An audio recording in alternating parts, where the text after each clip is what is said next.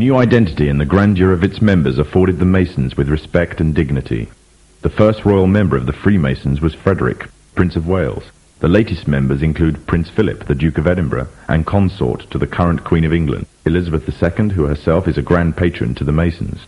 However, behind closed doors, the Freemasons were free to indulge in the secret rites and rituals handed down to them by their ancestors, and these became the basis of their levels of membership, called degrees. The Freemasons were not content with power in Britain alone. Their ambitions were far greater. In the years to come, the world would witness Europe and America being plagued by wars and revolutions, each more devastating than the other. However, these would not be as commonly believed, the spontaneous effects of a downtrodden people, but in fact schemes created by the exclusive feud driven by hunger for absolute power.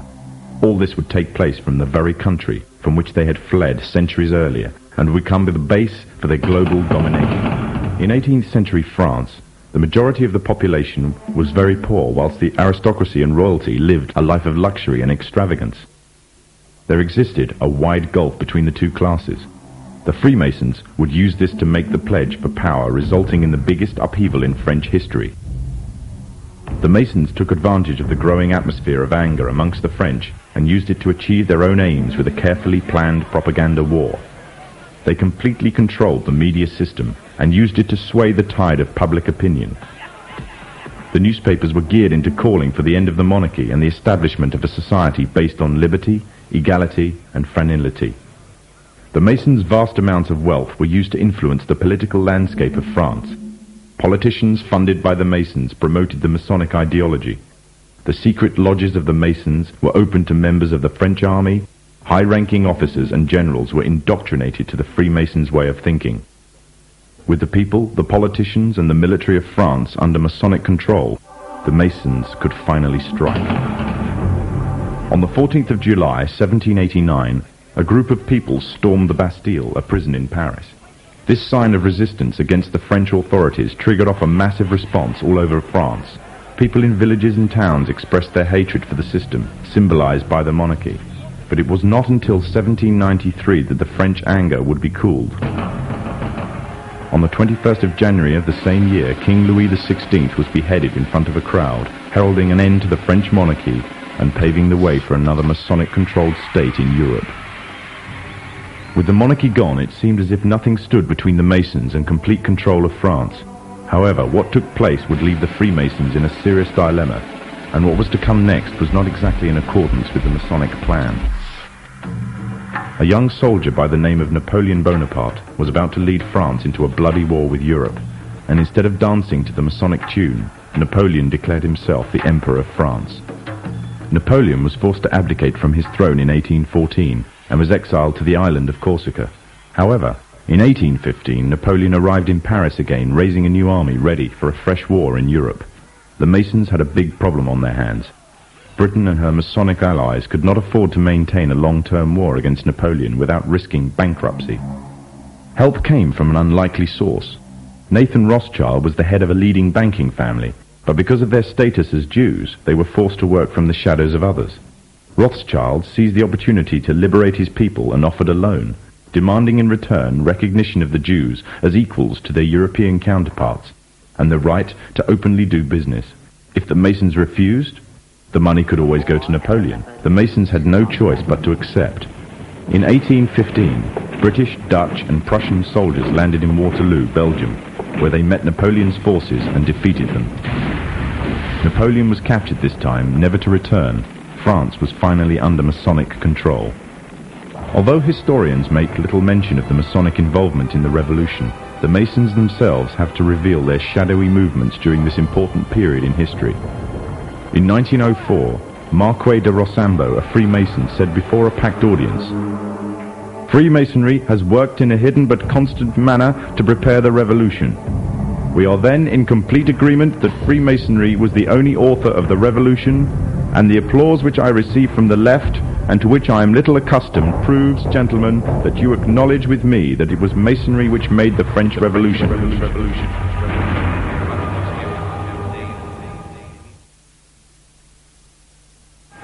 When the so-called founding fathers of America landed on Plymouth Rock, Not only did they bring with them disfranchised people, they also brought the Freemasonic elements of Europe.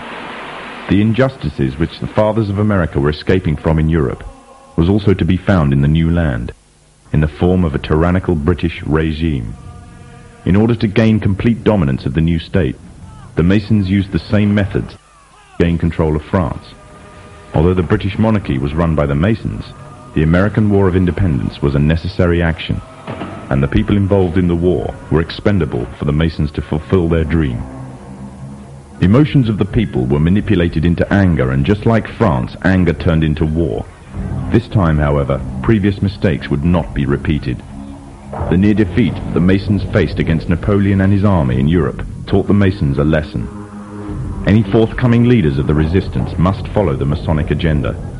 The best way to do this was to ensure the leader himself was a Mason, and the leader who took the war to the British was none other than George Washington. On the 4th of July 1776, the Declaration of Independence was made. On the 17th of October 1781, the British were finally defeated and surrendered the colonies to the Americans, and the world's first Masonic state was born, a nation that would represent Masonry in every way. A sign of the Masonic presence in America is plainly visible on the dollar bill, which carries a picture of George Washington, the first Freemasonic president in the world, and a picture of the Freemasonic symbol of the so-called all-seeing one eye.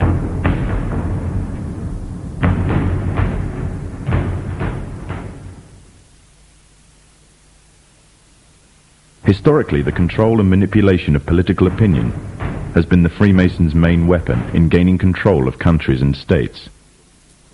Once in control of the rulers and politicians of a country, laws and political structures could be changed in accordance with their agenda.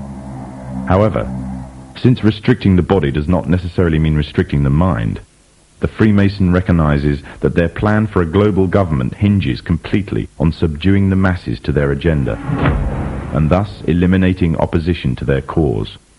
And the greatest threat to their plan, posing more danger than any army or law, is the threat of a free-thinking mind.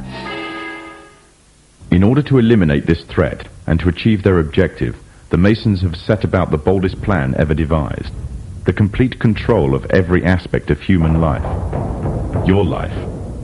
And the weapons they are using against you are in your very homes, entertaining you and your children, and gradually indoctrinating you without you even realizing. In today's society, people are spending more and more time engaged with modern media. Television, cinema, computer games, the internet, popular fiction and popular music are an integral part of our lives. Yet these provide a vast expanse on information, which you are taking, either consciously or subconsciously, into your mind. Information on society ranging from ideals and morals, and the difference between right and wrong, to the way societies and economies should be structured, is passed before you every single day. These media play a significant role in providing the basis for determining an individual's view of the world and everything that exists. Thus, any one group in complete control of this information placed on these media will in effect have the power to indoctrinate practically the entire populace of the world to their way of thinking. And it is this fact the Freemasons are exploiting. The Masons are using the entertainment industry in particular to condition people to their way of thinking, either openly or subliminally. The methods they use vary, but the goal is the same: to impose their beliefs, their ideology and their objectives on you in such a way that you begin to think of them as your own. Evidence of their presence within popular entertainment is widespread. Masonic involvement in the industry is not a new thing. Hailed as one of history's great composers, Wolfgang Amadeus Mozart, a Freemason himself, composed a symphony, which was an open display of Freemasonry. The symphony is based on a story taken from Egyptian mythology of Isis and Osiris. The pagan rites of ancient Egyptian mythology form, through the Kabbalah, one of the fundamental aspects of Freemasonry. It is from these same pagan origins of Egypt that the symbol of the one eye stems.